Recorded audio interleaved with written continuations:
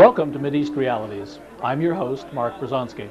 This week and next, we have rather unusual MER programs. Usually, we invite the most honest and independent experts we can find to discuss the realities of the Middle East situation. We do so because the establishment media, both print and TV, far too often obscure and misrepresent the actual realities of the situation. There are many interest groups and think tanks whose job it is to influence the media away from realities and towards the viewpoints of various governments and what can be termed the post-Cold War military-industrial complex. The Israeli-Jewish lobby's influence in Washington is very well known, of course, and it has never been greater than with the Clinton administration. Consequently, with MER, we try to discuss the actual realities of the Middle East as opposed to what the lobbyists, the government spokesmen, and the arms merchants want you to think is happening. This evening, however, we're at the Adass Israel Synagogue in Washington, D.C. to hear what Moshe Ahrens has to say. Moshe Ahrens, one of Israel's leading politicians from the Likud party, has served as Israel's ambassador to the U.S., as well as both Israeli defense and foreign ministers. One of the myths about Israel is that the two major Israeli parties have very different basic policies. Now, while the two parties do have different styles and origins, and while they do use very different rhetoric, and while they do approach some important issues in different ways, the overall Zionist approach of both Labor and Likud to the Palestinians and to the Middle East in general has far more similarities than differences. It was the Israeli Labor Party, for instance, that began the settlement policies in the occupied territories. Likud then expanded them. It is the Israeli Labor Party which today champions a policy it calls separation between Israelis and Palestinians, an apartheid-type policy also dear to Likud. And it is none other than the Labor Party Prime Minister, Yitzhak Rabin, who a few years ago served during the last Likud government as the break-their-bones defense minister, while today's foreign minister, Shimon Peres, also worked closely with Likud in the past. Indeed, it appears that Likud governance of Israel may be approaching again. By early 1996, if not sooner, Israel will be in the throes of a historic election campaign, and indications are that Likud's Benjamin Netanyahu may well become prime minister. So today's talk by Moshe Ahrens before an almost exclusively Jewish audience will no doubt bring insights into what twists and turns to expect if and when the Likud strikes again. Overall, shifting Likud labor governments can be thought of as a kind of good cop, bad cop routine. Indeed, one of Likud's more significant accomplishments is to help portray labor as somehow more reasonable and more moderate, even if basic labor policies usually mirror those of the Likud in actual practice. Remembering these important caveats, still it will be extremely interesting to hear how Moshe Ahrens presents himself tonight.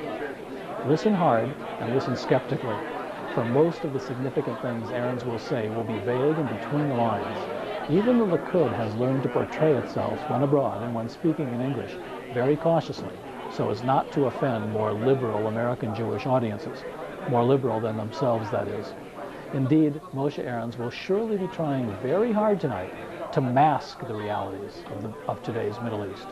So I'll occasionally try to interject a few correctives of my own as we go.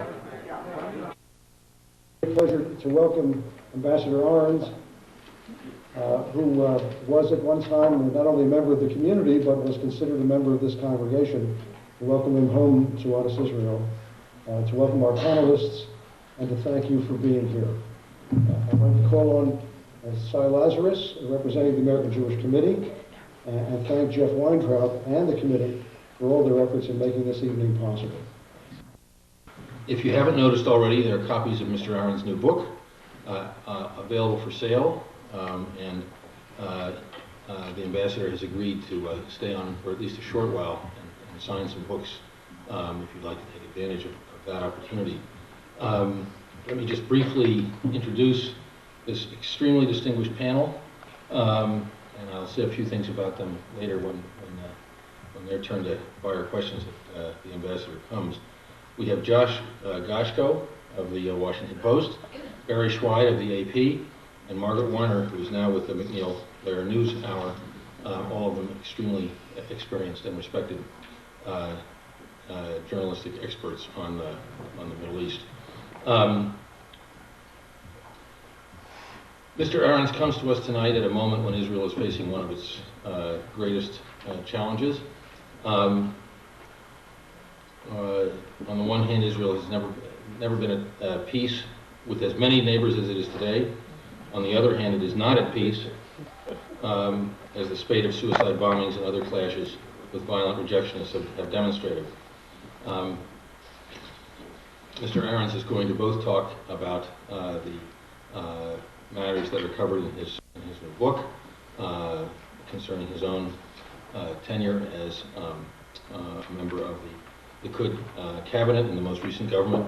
I'm sure he'll also be wanting to talk about the events that we're all concerned about today. Just in case some of you don't know, Ambassador Ahrens has been a leading member of the Likud party since his election to the Knesset in 1974, beginning with his appointment in 1982 as ambassador to the U.S. He has since taken on a variety of important positions, including defense minister and foreign minister in the mid-80s and early 90s. He was born in Lithuania. He grew up in Latvia. He immigrated to the U.S. at the outbreak of World War II, and then to Israel in 1948. He has degrees in engineering from MIT and Caltech. He's been a university lecturer on engineering in Israel. He ran his own engineering firm. He oversaw Israel's major aircraft and weapons systems programs in his role as vice president for engineering with Israel Aircraft Industries. 2 years ago, Mr. Ahrens resigned from the Knesset, and since then he has served as vice chairman of the Israel Corporation. He's also the author of the just-released book, which is what we're here for, Broken Covenant, American Foreign Policy and the Crisis Between the U.S. And Israel. Please join me in welcoming Dr. Ahrens.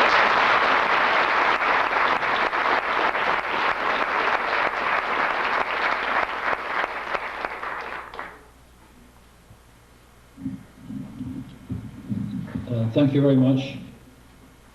It is really a pleasure to be with you here tonight. It's almost like homecoming, coming back to Washington after many, many years.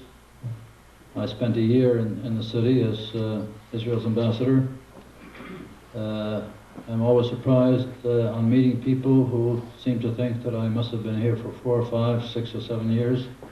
It was only 12 months, but they were a very intense 12 months. It was the period of the war in Lebanon, and those of you whose memory goes back that far will probably recall that during that period I appeared on television here almost every day, and sometimes 2 or 3 times a day. And there's a certain element of nostalgia connected with coming back to the city, in which I spent a memorable year. As you've heard in the introduction, I've done many things in my life. I'm probably on my 7th career at this stage, but I'd never written a book.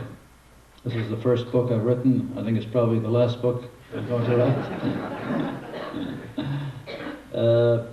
Because I'm busy doing things, I had never thought that I would end up writing a book, but I wanted to get it out of my system. I thought it was important to tell the story of 4 years, 1988 to 1992, 4 years in which I was Israel's foreign minister and Israel's defense minister. Years that were very eventful, that are important even now when we look back at these years, and there have been many events since then. The title of the book, as I originally envisaged it, was going to be War and Peace in the Middle East, 1988 to 1992. That is the title of the book in Hebrew, Milchama v'Shalom b'Mizrach Tichon, 1988 to 1992. But the American publisher wanted a somewhat zappier title, I guess, and that's how this Broken Covenant title got born. The book, as you can judge, is not an autobiography. I thought that it would divert attention from the story that I felt needed to be told, and probably would not be told by anybody else, and maybe would have gone untold unless I wrote this book, if I were to stretch it all the way from the time and place where I was born until the present time. So maybe I'll just say a few words about my biography, the pieces and parts that do not appear with any prominence in the book. I went to Israel in 1948 from the United States. Quite frequently, people in the United States will ask me, how is it that you went to Israel in 1948? And I'm a little hesitant to respond with what naturally comes to my mind. I would say, how is it that you did go to Israel in 1948? Because to me, at that time, it seemed like the only thing to do. An obligation that I, as a young Jew at the time, felt I had. I had the feeling at the time, and I think correctly so, in a historical perspective, that the Jewish people, 3 years after the full dimensions of the Holocaust had become apparent, were fighting for their lives.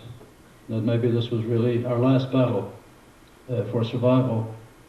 And I thought every Jew that could contribute in any manner or measure to victory in that battle had to do his part. I afterwards returned to my profession. I was an aeronautical engineer. I taught at the Technion in the Department of Aeronautical Engineering that was founded at the time under the inspiration of David Ben-Gurion, who was Prime Minister and Defense Minister at the time. I never dreamt in my wildest dreams that I would ever end up being Israel's Defense Minister and hold the office that he held. It was a great period for me, teaching at the Technion, then going on to become the chief engineer of Israel Aircraft Industries, which was no more than a garage when I first started there in 1982 that did minor modifications of aircraft.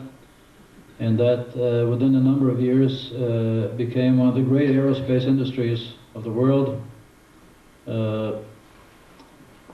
created, developed by these young graduates of the Department of Aeronautical Engineering of the Technion. And it was only after I left Israel Aircraft Industries in 1971 that I went into business, had a little more time, a little more money, and in a moment of weakness allowed myself to be talked into going to politics and running for the Knesset, thinking that maybe I would contribute 4 years or part of my time during 4 years on the political scene, do what I could for my country as a politician. But the 4 years stretched out to be 18 years, and the last 4 years of those 18 years are recorded in the book that you have before you.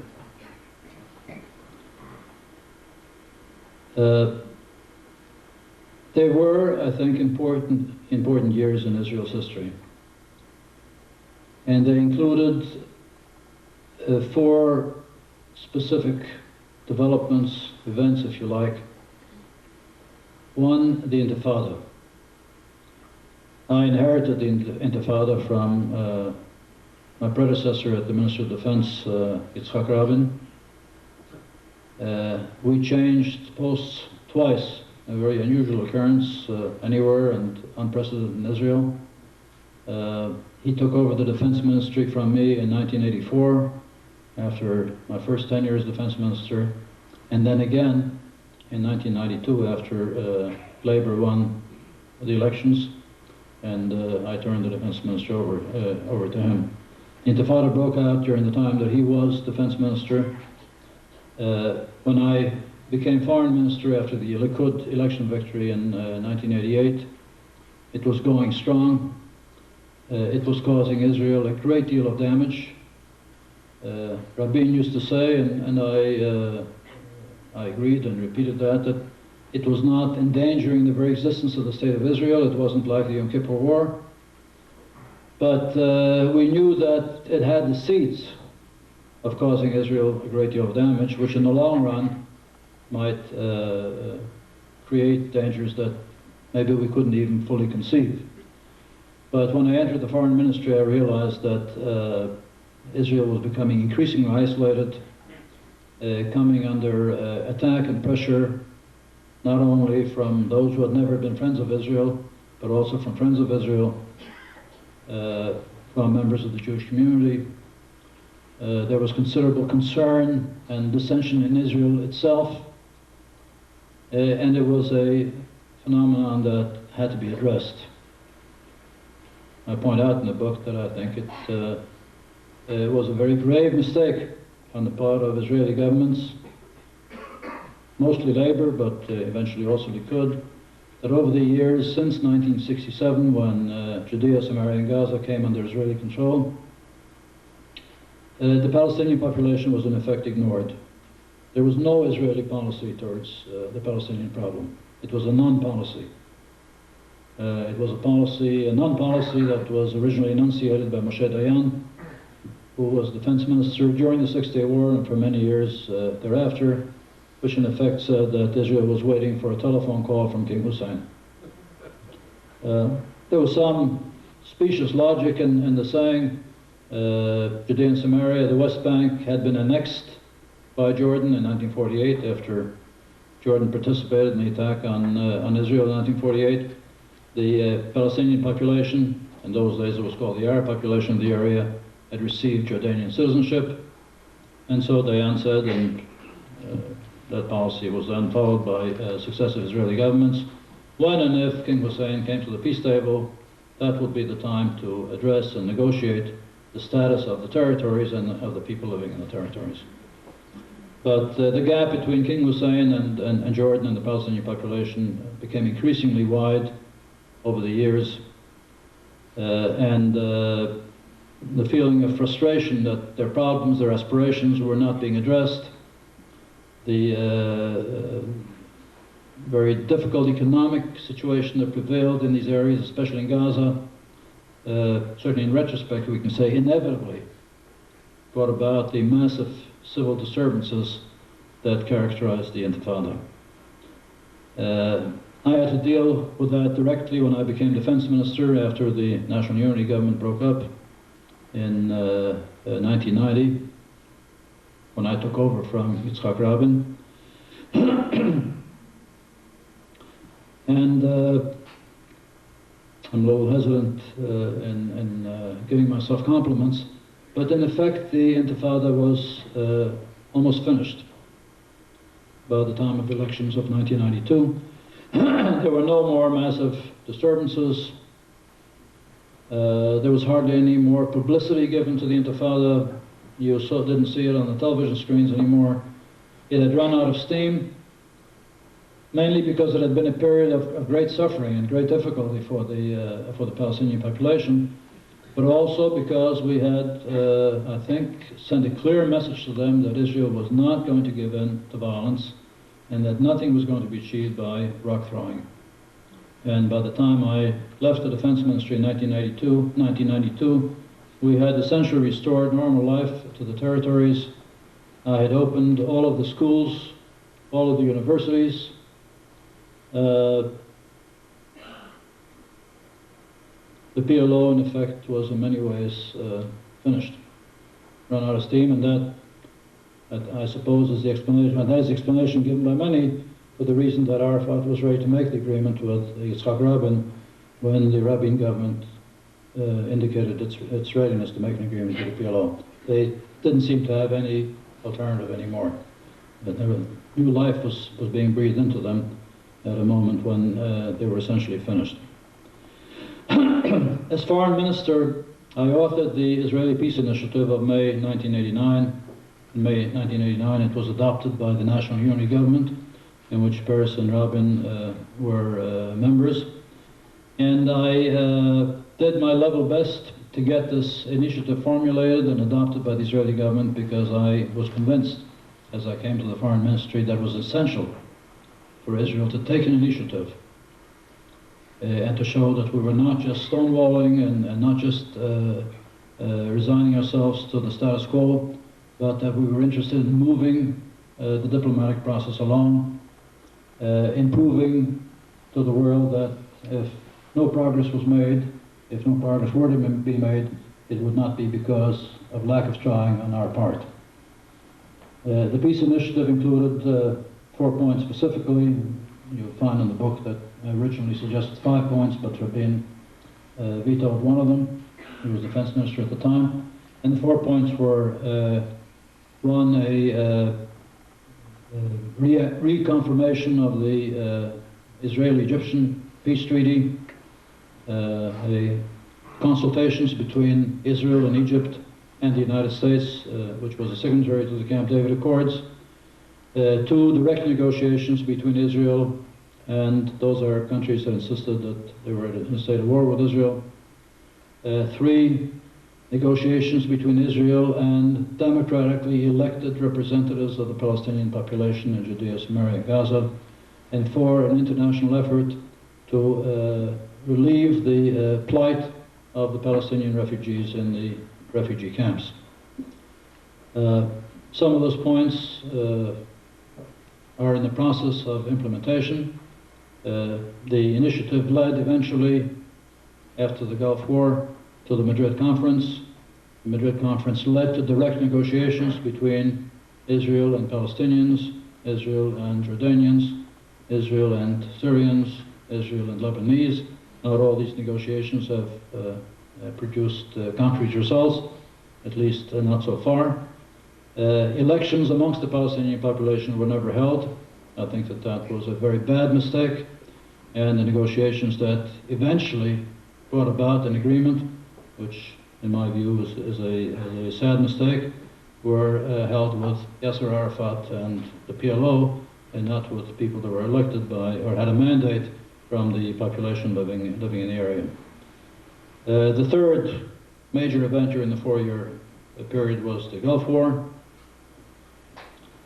A 6-week war for Israel, a very unusual and in some ways traumatic war for Israel. Again, Israel's existence was never really in danger, although we were not quite sure of that at certain periods. We knew that Saddam Hussein had chemical weapons. We knew that he had missiles that hit Israel, and Iraqi missiles did hit Israel. 39 of them landed in Israel. We had to do something that had not been done anywhere in the world since World War II. I, as defense minister, issue gas masks to every man, woman, child, and baby in Israel in anticipation that we might be hit by Scud missiles with chemical warheads. And we found that even though it was no accident that Saddam Hussein, who was a sworn enemy of Israel and threatened Israel with destruction and threatened Israel with the use of chemical warfare, but for a certain period of time, in my view an aberration, was supported by the administration in Washington, was given amongst other things what the administration refused to give to Shamir's government, namely loan guarantees, which were not used for their presumed purpose of buying agricultural produce, but rather were used for weaponry. It was no accident that this man, who was an enemy of Israel, also turned out to be an enemy of the United States. I think that that was inevitable. But as it turned out, and I write about it in the book, the enemy of our enemy did not turn out to be our friend. And the Israeli-US relationship during that period as well, or maybe especially during that period, was not really the kind of relationship that you would expect to have occur between two allies at war against a common enemy.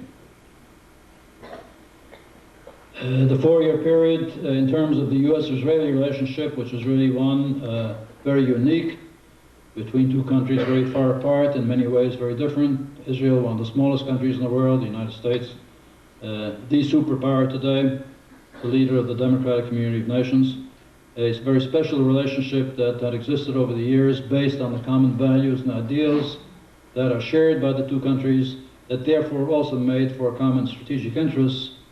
During the 4-year period of the Bush administration, suddenly assumed a very confrontational style with